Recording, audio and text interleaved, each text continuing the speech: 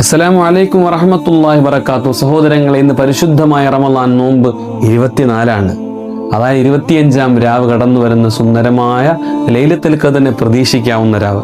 നബി സല്ലല്ലാഹു അലൈഹി വസല്ലമ തങ്ങൾ ലൈലത്തുൽ ഖദർ എന്നാണെന്ന് അറിയിക്കാൻ വേണ്ടി വന്നപ്പോൾ രണ്ട് മനുഷ്യർ പരസ്പരം ഭയങ്കര തർക്കത്തിലാണ്.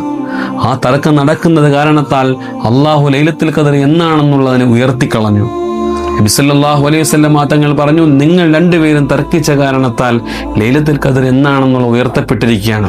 അതുകൊണ്ട് അതിൻ്റെ 25-ാം രാവിലും അതിൻ്റെ 27-ാം രാവിലും അതിൻ്റെ 29-ാം രാവിലും നിങ്ങൾ ലൈലത്തുൽ ഖദറിനെ അന്വേഷിച്ചു കൊള്ളണം എന്ന് പരിശുദ്ധ നബി മുഹമ്മദ് മുസ്തഫ സല്ലല്ലാഹു അലൈഹി വസല്ലം. അതുകൊണ്ട് സഹോദരങ്ങളെ, ഇനിയുള്ള രാവുകൾ മുഴുവനും ലൈലത്തുൽ ഖദറിനെ പ്രതീക്ഷിച്ചിരിക്കേണ്ട ഈ സന്ദർഭത്തിൽ ഇബാദത്തുകൾ മുഴുകി, തസ്ബീഹ് നിസ്കരിച്ച്, തഹജ്ജുദ് നിസ്കരിച്ച്, ആത്മാർത്ഥമായിട്ട് ദുആ ചെയ്ത് നമുക്ക് ലൈലത്തുൽ ഖദറിനെ വരവേക്കാം.